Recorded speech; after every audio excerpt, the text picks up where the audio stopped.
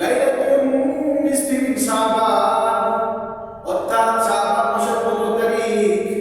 আমরা যা শবে বরাত ভাবি, শবে বরাত বলি, সেই শবে বরাতে 6টি কাজ রয়েছে। 6টি কাজ করতে পারেন, 6টি কাজ করা মুস্তাহাব। নাম্বার 1, ওই দিন ওই রাতে, শবে বরাতের রাতে অন্তরজনীতে আপনি বেশি বেশি তাহাজ্জুদ পড়ুন, বেশি বেশি নফল নামাজ আদায় করুন, কেননা ওই দিনগুলোতে নফল নামাজ আদায় করার দিন। নাম্বার 2, আগামী দিন অর্থাৎ শবে বরাতের পরের দিন, অর্থাৎ শবে বরাত শুক্রবার রাতে আপনি শনিবারের দিন রোজা রাখবেন। শনিবারের দিন একটি রোজা রাখবেন। এই রোজা রাখা মুস্তাহাব, রাখলে সওয়াব, না রাখলে গুনাহ নেই, কেউ অবশ্য মনে করবেন না। নাম্বার 3, ব্যাপক আয়োজন ছাড়া, অর্থাৎ আপনার খুব বেশি আয়োজন না করে যদি কবর জিয়ারত করতে পারে, আপনার পিতামাতার, আপনার দাদা-দাদির, আপনার আত্মীয়-স্বজনের যদি আপনি কবর জিয়ারত করতে পারেন, তাহলে সেই কবর জিয়ারতটা করবেন। নাম্বার 4, সম্ভব হলে গোসল করে ওই রাতের ইবাদত শুরু করবে। যদি মনে হয় যে আমার শরীরের অবস্থা খুব বেশি ভালো না, দরকার নেই গোসল করার, গোসল করা ওয়াজিব না, ফরজ না, মুস্তাহাব। এটা একটা মুস্তাহাব গোসল। মুস্তাহাব গোসল করলে সব আছে, না করলে কোনো সমস্যা নেই। আমার বন্ধুগণ, আর সবচেয়ে বড় কথা, এই রাতটি হলো গুনাহ মাফের রাত।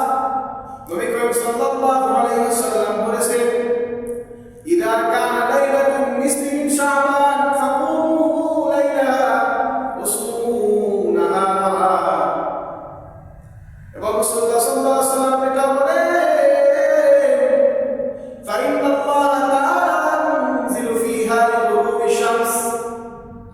আল্লাহ তাআলা বলেন, আল্লাহ তাআলা আসমানে জমিনের উপরে আসে, অর্থাৎ চতুর্থ আসমানে আসে, তার বান্দাদেরকে ডাকতে থাকে, কে আছো হে বান্দা, কে আছো রিজিক নাই, রিজিকের অভাবে, কে আছো রিজিকের অভাবে, তুমি আমার থেকে চাও, আমি তোমার রিজিক দিয়ে দেব।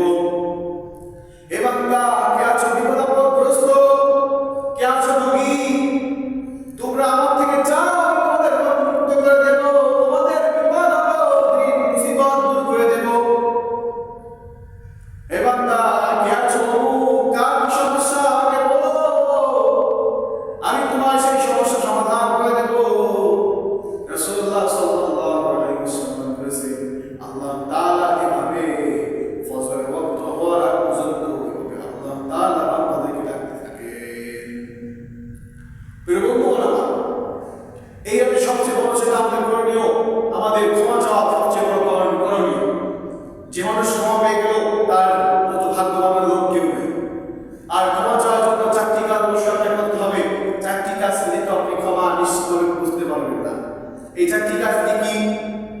আমরা যা গুনাহ করেছি তার জন্য অনুতপ্ত হওয়া, যে আল্লাহ, আমি যে গুনাহগুলো করেছি সামনে ওই গুনাহগুলো আর কখনোই কি করব না। 2 নাম্বার, সেই গুনাহ